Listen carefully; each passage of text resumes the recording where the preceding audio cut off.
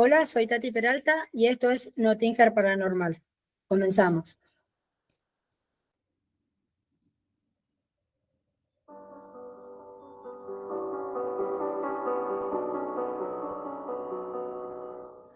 Misterios que envuelven lo paranormal.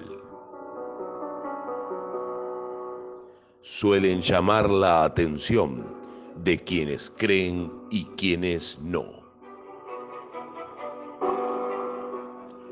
Intentaremos juntos develar qué hay detrás de estas experiencias, las cuales representan un gran desafío para nuestra humanidad.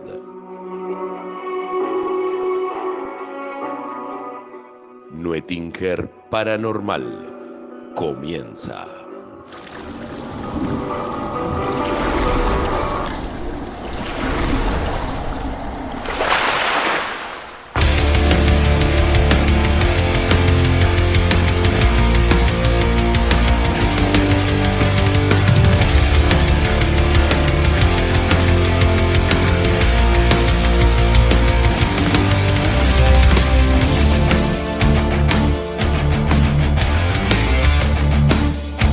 Ahí empezamos. Hoy vamos a hablar del origen pagano de la Navidad. Como muchos no sabemos, la Navidad no es de origen cristiano. Y la Navidad, digamos, como hoy en día la conocemos, no siempre, digamos, fue así representada o no ha tenido el mismo mensaje.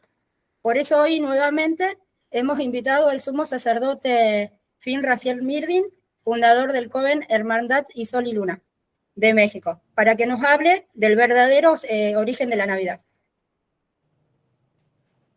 Buenas tardes, noches, maestro. Hola, ¿qué tal? Muy buenas noches. Gracias nuevamente por acompañarnos. No, gracias a ustedes por el espacio, muchas gracias. Bueno, ¿nos puede comentar cuál es el verdadero origen de la Navidad? Bien, pues la Navidad para todas las personas del hemisferio norte representa el invierno, ¿no?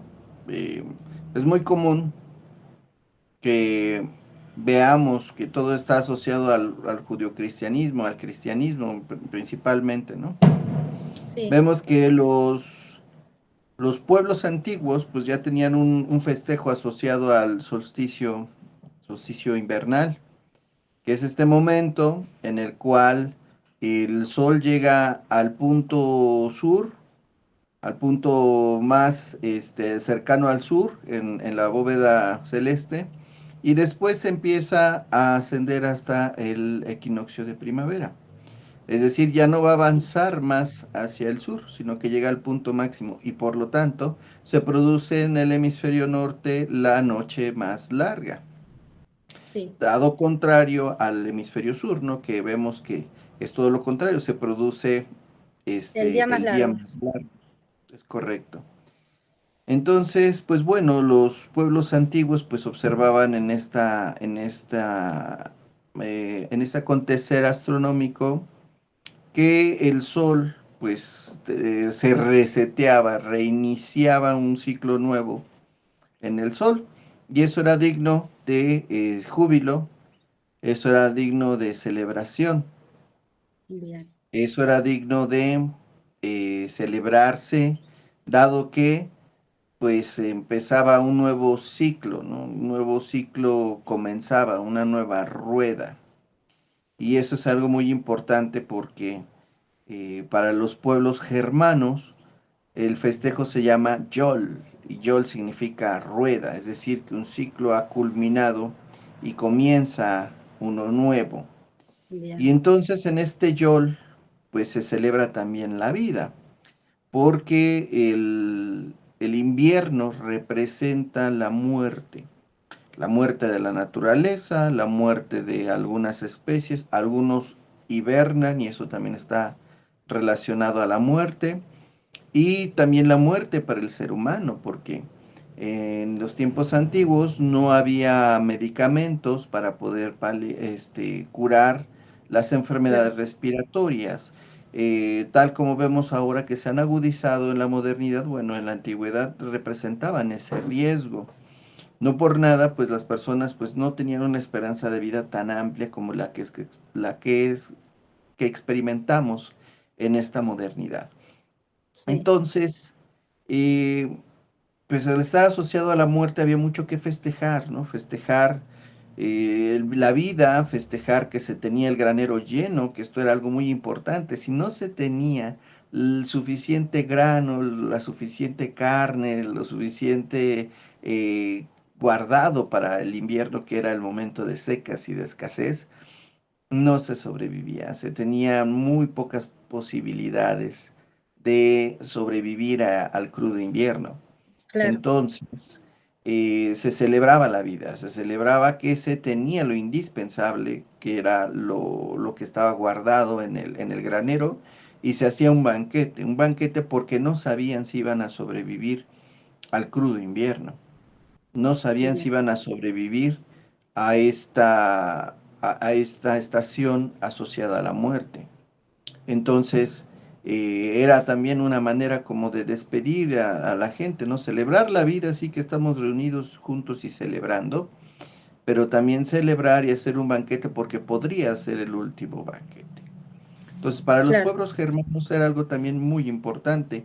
Cada 9 años sacrificaban en Yule incluso humanos, ¿no? Independientemente de algunos animales como cabras, caballos, etcétera, pues también llegaba el punto en el que se accedía a esta cuestión del sacrificio humano. Aunque, claro está, y hay que destacarlo, esto no era por obligación, no era algo que la gente lo viera con malos ojos o que fuera una manera de ejecutoria de algún criminal, no. Eran personas que accedían y por el bien de su comunidad, por el bien de su nación, por el bien de la humanidad, de su familia, aceptaban esto como un alto honor y ellos mismos se ofrecían para poder ser esta ofrenda hacia los dioses antiguos. Y esto sucedía cada 9 años. Entonces, recordemos bien que el número 9 es muy importante para la cultura germana, porque pues 9 son los mundos que sostiene el Yggdrasil. Entonces, vamos a ver aquí que el número 9 cada atado de 9 años, es un ciclo muy importante y accedían a estas cuestiones y justamente en los festejos de Yol. Em, ¿Qué es lo que pasa, no? Con las demás culturas, bueno, vemos entre los celtas, vemos entre los romanos, que hay festejos también del solsticio, entre los egipcios, asociados a divinidades justamente solares. En la cuestión de los romanos, pues es la Saturnalia, sí, festejos a Saturno. ¿Y Saturno quién es? Pues Saturno ahora anda circulando un video desafortunado y exagerado sí, donde pues dicen que Saturno es Satanás, es Satán, Satanás, por simplemente empezar con la palabra Sat, ¿no? claro, Eh, Cuando son idiomas completamente distintos, el hebreo con la palabra Satanás y el latín con Saturno, que es completamente distinto. Para el griego sería Saturno, sería Cronos, y sí, sería una deidad que lo asocian al tiempo. Cuando dicen Cronos, ¿no? Todo lo que tiene que ver con la raíz crono significa tiempo, ¿no? Cronógrafo, cronograma, cronografía, etcétera. Eh, Evidentemente tiene que ver con el tiempo, sí, Cronos es el dios del tiempo, pero no en la cuestión de lo que la gente podría pensar, del viaje en el tiempo, de la manipulación del tiempo, del devenir de los tiempos. No, es el lado, es el destino, es el ciclo que tiene que vivirse, ¿no? También es pues no la destrucción, pero sí la transmutación de los ciclos que se perpetúan y otros culminan y es el final, los finales, los desenlaces. Y entonces bien, precisamente es el fin de año, ¿no? Para los romanos, pues el año tenía 10 meses. ¿sí? Por eso octubre era el octavo, noviembre el noveno y diciembre pues era el décimo, ¿no? Mes del año. claro, Y, y en este último mes, pues eran los finales, ¿no? Los juegos del final y del principio, el fin del año romano, que hasta hoy día todavía lo seguimos celebrando, sí, es una fiesta a Saturno, el final, el culminar. Y todavía tenemos esa idea plasmada de Saturno en nuestra cabeza, cuando vemos que representan al año nuevo como un bebé y al año viejo como un viejito, ¿no? Al año que sí, culmina ya es un viejito, Saturno, literalmente esa idea la tenemos muy clavada en nuestro claro, colectivo. Y mucha gente lo asocia al judio-cristianismo, ¿no? Ya es una idea de decir, ah, pues el año viejo pues es el Dios Padre y el bebé pues es Jesucristo que nació el 24 de diciembre, ¿no? sí, Una cuestión así que ya la gente empieza, tiene la idea en la cabeza, pero está girada y virada hacia la sí, explicación católica, porque no tienen otro panorama religioso. claro. Pero bueno, regresando. Incluso científicamente creo que está comprobado que Jesús nació en septiembre y no en diciembre. Claro, claro, mira, para empezar es algo que debemos de analizar esta cuestión, ¿no? El nacimiento del Mesías cristiano Sí, en invierno. Evidentemente que cuando surgió el cristianismo,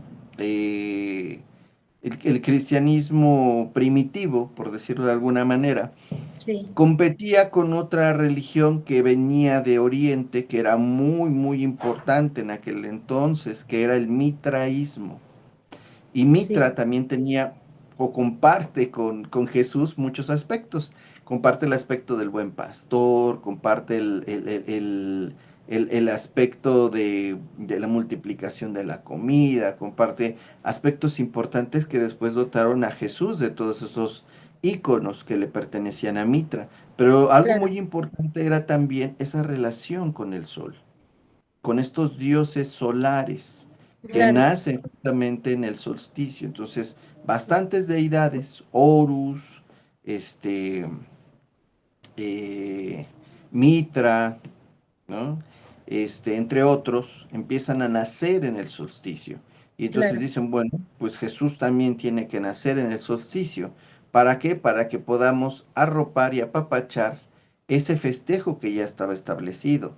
Es decir, los romanos, que fueron los primeros en convertirse al cristianismo después de que Constantino lo acepta, eh, dicen, bueno, pues no vamos a dejar de festejar lo que ya festejábamos. Y entonces esos festejos paganos pues fueron los primeros en cristianizarse. Como claro, funcionó para los romanos, lo aplicaron para todas las culturas allá donde se expandió el cristianismo. Y evidentemente que pues el Mesías también tenía que nacer el 24 de diciembre, que era pues obviamente cuando nacían estas deidades. Pero claro, si nos ponemos a analizar justamente sus textos, pues dicen que fueron pastores a verlo. Y estos pastores, pues evidentemente que pues, los rebaños no iban a estar pastando en el campo abierto en invierno, cuando no hay claro, nada, cuando no ¿no? hay nada, exacto. Cuando justamente está el invierno. Entonces, es algo como un tanto contradictorio lo que dicen las escrituras con situarlo en el, en el, este, en el solsticio de invierno. Además, que su personalidad no es la de un Capricornio. Claro, La personalidad de Jesucristo es o bien un sagitariano o bien es un acuariano. No es una persona que tenga una personalidad capricorniana. claro, El Capricornio tiende a gobernar el mundo, tiende a gobernar su esfera, a estar en una cuestión de poder y a generar el bien material. Jesús era una persona, según lo describen sus libros, una persona desprendida, una persona caritativa, y eso son cualidades que no se ven muy presentes en una persona capricorniana. claro, no porque sean ávaros, sino porque son personas que pues se esfuerzan muchísimo por el trabajo, por generar el bien material.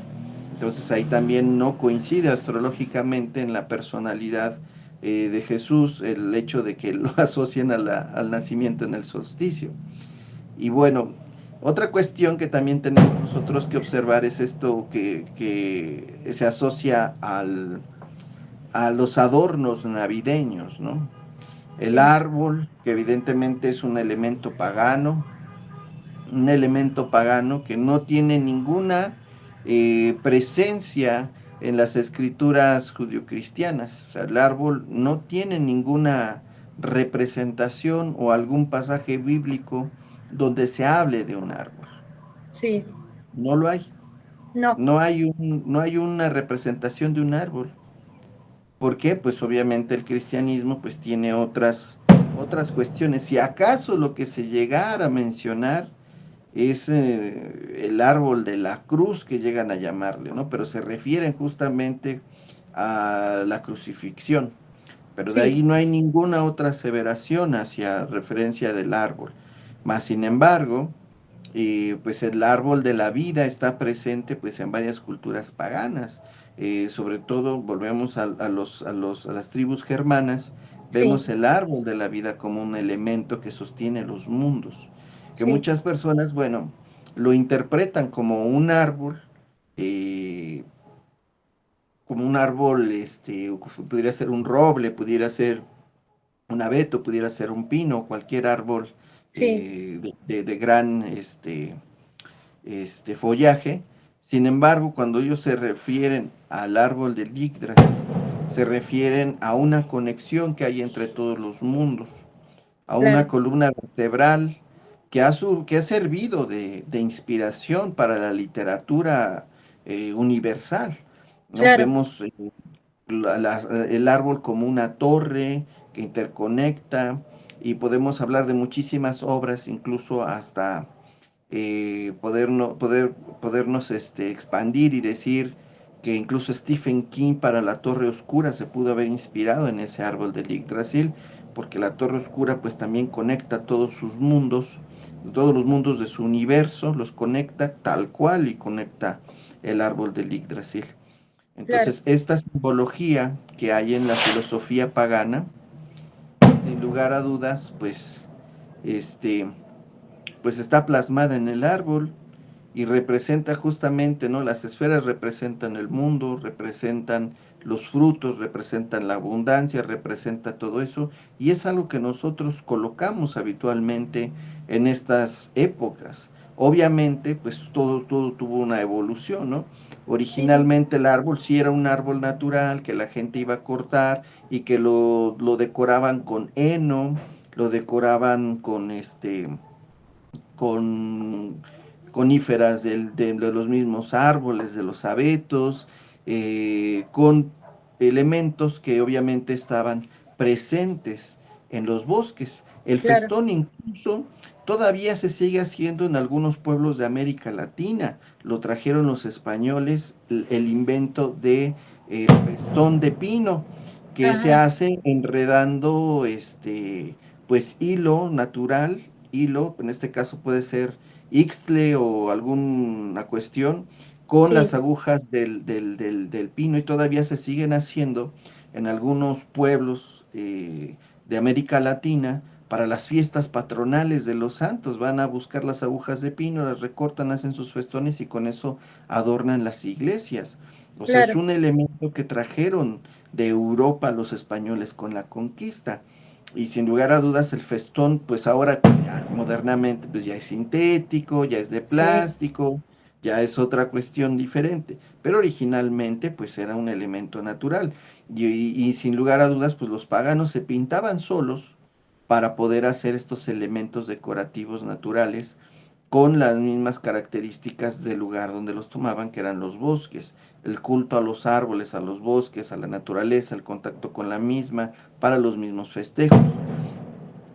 Y vemos incluso en la corona de Adviento que mucho se ha popularizado en el catolicismo, pues también tiene su origen en los troncos que en algunas culturas, bueno, algunas tribus celtas se cuidaban. Hay una tradición muy importante en Cataluña que se llama fer cagar el tío, que en Ajá, catalán literalmente pues dice que pues, se hace popó el tío. ¿Qué es claro, el sí, tío? Pues el tío es un tronco, como el tronco de Yul.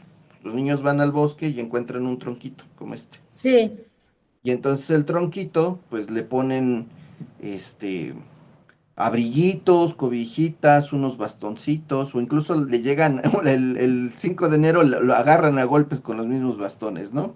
ajá, Este, primero lo cuidan y luego le pegan. Es algo extraño, ¿no? claro, sí, Lo cuidan y entonces, pues los Reyes Magos ahí no llegan, lo que llega es el tío, ¿no? Después de darle con los palos, les va a dar regalos, regalos a los sí, niños. Y todavía esas remanencias, pues siguen, son cuestiones paganas que siguen hasta nuestros días, ¿no? Estos adornos, bueno, pues también existían lo que ahora comúnmente nosotros conocemos como el tronco de Yule, que pues es un tronco que tiene agujeros sí, donde van colocadas velas. Y pues originalmente, pues así eran troncos, ¿no? Ahora ya le han dado que la corona de Adviento, que lleva 5 velas también, y que se prenden cada domingo del Adviento, y que el 24 de diciembre tiene que estar en el centro de la mesa de Nochebuena, en fin, elementos que nuevamente repetimos, forman parte de el paganismo, del paganismo, tienen claro, su origen en las cuestiones paganas. Pues ciertamente, hasta, hasta hace pocos años han venido reconociendo los orígenes de algunas tradiciones. La Iglesia Católica está aceptando los orígenes de muchas tradiciones que tienen con respecto a todo lo que festejan durante toda todo el año. claro, La Candelaria es otro evento pagano. La Semana Santa, con la llegada de la primavera, es otro evento pagano, cristianizado. Entonces, lentamente van reconociendo que algunos elementos que han dotado de tradición y de folclore para sus ritos forman parte del paganismo, de culturas que pues tuvieron la, la, pues ese encuentro con el cristianismo, esa conquista religiosa, de la cual pues algunos elementos pues han sobrevivido hasta nuestros días, otros se han perdido con el tiempo, lo que se sí, pudo cristianizar y que pudo empatar o amalgamar con las creencias cristianas, pues es lo que sobrevive, lo que no, pues o lo que no o fue demonizado o fue de plano ignorado, y eso se fue perdiendo con el tiempo. claro, Más sin embargo, pues cabe resaltar que pues el cristianismo es una serie de diferentes ramas hoy en día, ¿no? Tenemos los anglicanos, tenemos los mormones, tenemos los testigos de Jehová, etcétera, ¿no? Una serie sí, de diferentes tipos de cristianismo. Sin embargo, el catolicismo, laicar, la Iglesia Católica Apostólica Romana, es en esencia lo más cercano al paganismo que existe, bien, obviamente, por todos sus elementos que contiene, ¿no? Entonces, elementos que pues tomó precisamente del paganismo. No es ninguna sorpresa el entender que gran parte de los festejos tienen sus orígenes, los objetos sacros, las tradiciones en las culturas paganas y en las culturas que también pertenecieron a los pueblos indígenas del continente americano, que todavía sobreviven varias tradiciones y que otras fueron como que trianguladas. claro, Todavía hay pueblos en toda América Latina que en sus fiestas patronales todavía bailan las danzas de los listones, elemento que sí, pertenece, por ejemplo, al Beltane sí, celta. Entonces, pues fue triangulado, ¿no? Primero lo aprendieron de los celtas, luego lo cristianizaron y luego ya lo trajeron como un dogma de fe al continente americano y lo implementaron en diferentes regiones y claro, todavía sobrevive hasta nuestros días. Entonces está esa triangulación importante. Para muchas personas les cuesta un tanto entender y comprender este aspecto de los españoles y la conquista, porque pues piensan que los españoles pues fueron netamente católicos, netamente cristianos, pero ellos no sabían y no comprendían en sí su propia naturaleza, que esos españoles pues ya traían parte y un enriquecimiento cultural de el contacto con el mundo musulmán, con los pueblos árabes. sí, Ya traían en sus orígenes y en su esencia, pues todo ese celtismo, todo ese folclore de los íberos y de otros pueblos germanos que incluso pues llegaron a ocupar también la España. Entonces ellos vienen a traer toda esa cultura que ya viene como una argamasa, una mixtura de todos estos elementos folclóricos, pero evidentemente que ya unidos al cristianismo. Y al sí, llegar al continente americano, pues en cada una de las diferentes naciones y lugares donde se establecieron, pues se fue enriqueciendo todo esto más. Nosotros como latinos pertenecientes a la gran América Latina, pues somos herederos de toda esta cultura tan rica que no es sino más que esta mixtura de todas estas culturas de las cuales todos somos herederos. Hay personas que se quedan con la idea y la visión de los vencidos, de somos los indígenas vencidos por los españoles. No, somos nosotros herederos de una cultura rica. claro. Antes de que nos vayamos de los elementos, le quería hacer una consulta, una pregunta. Si los 8 renos, digamos, de Papá Noel también están asociados al paganismo. Porque tengo Evidente- entendido que está,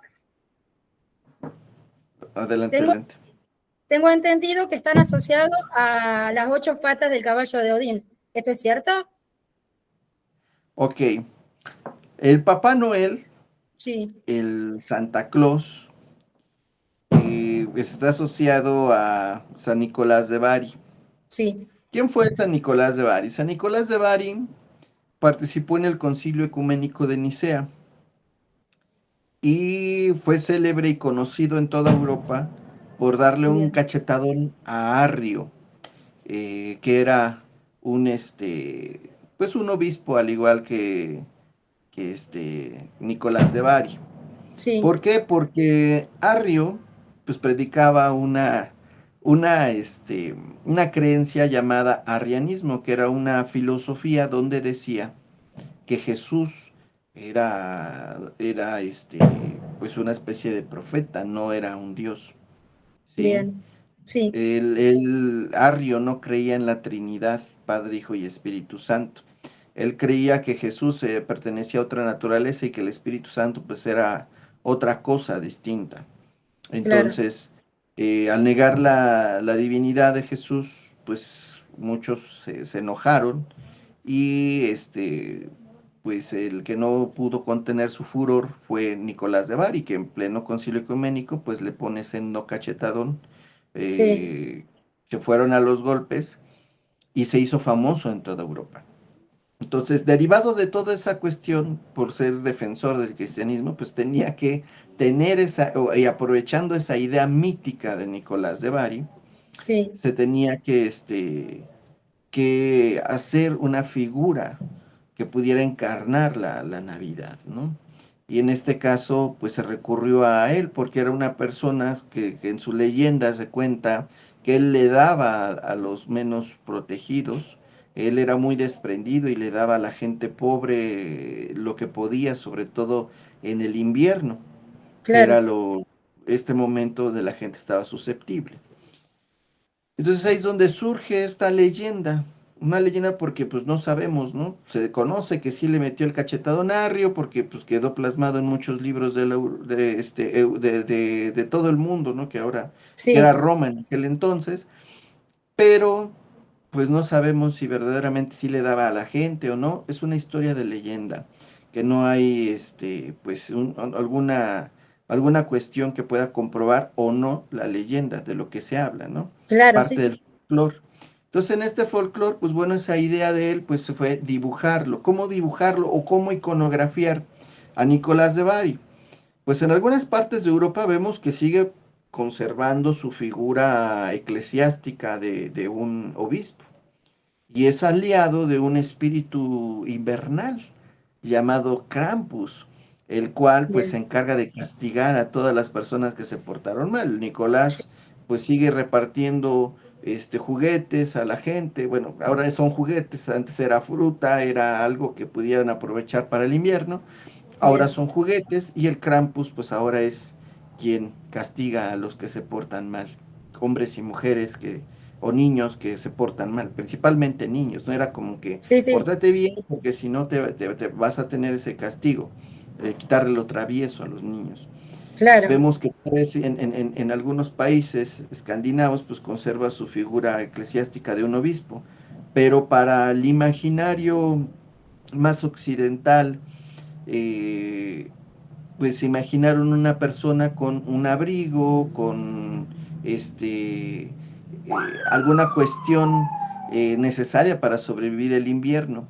Y es ahí donde surge la figura actualmente que nosotros conocemos, que surgió en Estados Unidos el siglo pasado. Sí, Pero ¿inspirada en qué? Inspirada en Odín. Odín que cumple varias misiones en la Tierra. Eh, Justamente algo que tiene Odín, el padre Odín, es que no es un dios distante. Para el cristianismo, pues vemos al Dios alejado del ser humano y el ser humano aspira a acceder a ese Dios a través de sus obras, a través de obediencia, a través de todo lo que dictamina acceder a ese Dios. Y Odín no. Odín es un dios al que se le puede acceder de otras formas. Es un dios que no está tan distante, porque cuando no van a él, la gente no va a Odín, Odín va a ellos. claro. Entonces, se cuenta que Odín encarnaba a personas de carne y hueso y se les aparecía. Se aparecía a las mujeres cuando los hombres iban a la guerra para seducirlas y tomaba Ah, varios nombres y era un hombre guapo o hermoso para su sí, cultura, para la cultura de los pueblos germanos, para los daneses, para los sajones, para todos estos pueblos. Era hermoso y seducía a las mujeres cuando los hombres no estaban, cuando se habían ido a la guerra y mantenía pues la perpetuidad de la humanidad, ¿no? Si los hombres eran caídos en la tierra, pues él llegaba, seducía a las mujeres, tenía hijos con ellas y eran buenos y excelentes guerreros y perpetuaba, ¿no? Y se presentaba con diferentes nombres y entre ellos también, pues llegaba y tomaba el aspecto de un anciano de barba espesa, de barba blanca, y sombrero de ala ancha, el cual pues también ponía a prueba a la gente. Entonces, esa idea de mostrar esa figura que lo vemos repetitivo ya en algunas iconografías representativas, también del cristianismo con su figura del Dios Padre, sí, vemos ahí un hombre de barba espesa, de cabello blanco. Es una idea que ya tenía preconcebida las personas que dijeron, ¿cómo interpretamos a ese Dios Padre? ¿No? ¿Cómo podemos conocer a ese Dios Padre? Bueno, Odín es el Dios Padre. sí, Odín es el padre de todo. Ese es uno de sus motes. ¿Sí? Zeus sí, también. ¿No? Y comparten ciertas características porque en algún momento según George Dumézil es un antropólogo y él nos sí, habla sobre las culturas hermanadas. Él sostenía una teoría muy parecida a la que tenía Sir James Fraser al sí, respecto de la cultura de Europa y de las culturas que se establecieron justamente, las culturas paganas, en decir que tenían o que eran hermanadas porque tenían un cuerpo de creencias muy similares. Es decir, tenían un dios padre y una diosa madre, dioses de acceso directo, dioses de la naturaleza, dioses más filosóficos, de que cubrían los aspectos humanos. Y en este sentido y en este tenor, Odín pues se parece muchísimo a Zeus porque representa lo mismo que Zeus. Representa la justicia, representa al padre, representa lo que es la figura del patriarca. Y también pues su diosa, pues su esposa Frigga y Hera, pues evidentemente también van a coincidir en muchos aspectos porque ellas representan pues la parte femenina, la Sí, parte del matriarcado también. Entonces, vemos que esa figura el dios con el cabello largo, con la barba crecida, ujú, y de color cano, pues está presente en Zeus y está presente en Odín. Pero sí, como Odín pertenece a estas culturas que se establecieron en lugares gélidas, vemos que utilizaban las pieles para poder pues cubrirse o estar adaptados al clima. Y justamente la figura de Santa Claus no es otra cosa más que la de Odín. Y en efecto, los renos pues tienen mucho que ver con la figura del venado, con la figura de estos seres astados, con estas sí, figuras del animal astado, ¿no? En muchas obras literarias, en la pintura, en cuentos, vamos a ver que el rey de la naturaleza o el dios de la naturaleza va a estar representado por el ciervo y por el venado. sí, Es un elemento universal de todas las culturas. No hay ninguna cultura nativa en todo el mundo que no tenga alguna representación de un venado. El venado es un animal sagrado universal para el ser humano por naturaleza. ¿Por qué? Porque es un animal que le ha dado a la humanidad muchísimo. Es un animal que se puede usar todo, su piel, sus astas, su carne. Le ha dado muchísimo al ser humano sí, desde tiempos inmemoriales.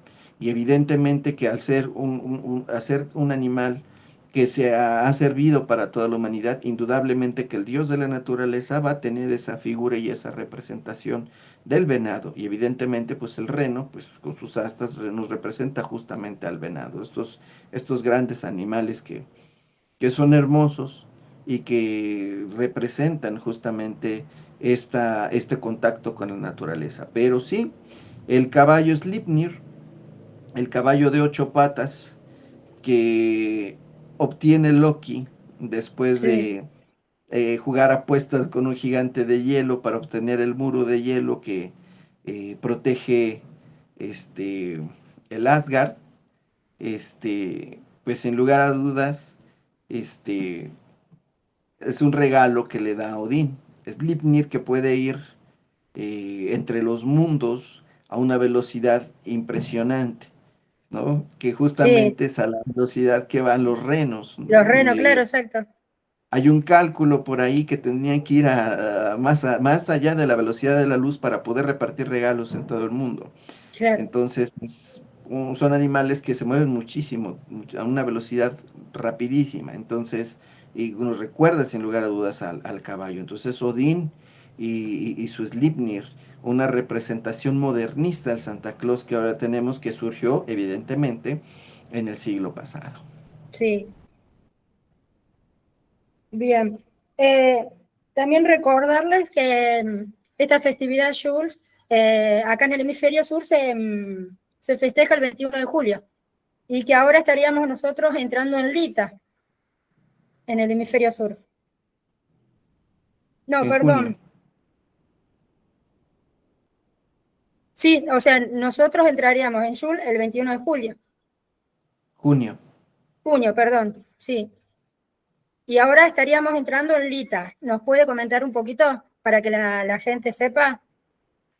Sí, Blita es un momento muy importante para el hemisferio sur ahorita Sí, en este momento, porque el Ita es el momento en el que todas las plantas están en su máximo esplendor. Es sí, un momento para agarrar el sombrero, la canasta y ir a hacer esas colectas a la naturaleza de las plantas silvestres, de los hongos. Es un momento para protegerse también de los seres féricos, porque si bien los seres féricos no son como nos los plantean la televisión o Walt Disney, hay seres féricos que dependiendo de cómo le caiga a la gente, será si te ayudan o no. Un ser férico es un volado. Sí, Como puede ser la experiencia más hermosa de tu vida, como puede ser la más perturbadora. Como pueden darte un obsequio, como pueden maldecirte, como pueden hacerte el bien, como pueden dañarte y perjudicarte en serio. claro, Los seres féricos, a partir de la época victoriana para acá, se reescribieron todos los cuentos porque pues antes eran como que una especie, una suerte de villanos, o no, que actuaban con un código de ética completamente distinto al del humano.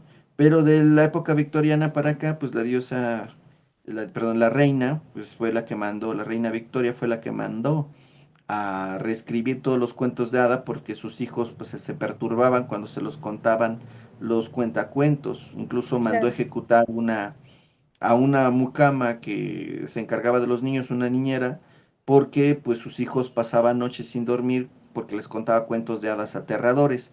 Entonces ahí donde surge pues la idea de la hada que con la telita de arañas hace su vestido y con la cáscara de la avellana pues hace su carruaje y las hadas de las hadas artesanas y las hadas que cambian la estación y las hadas de incluso hasta de la Navidad, ¿no?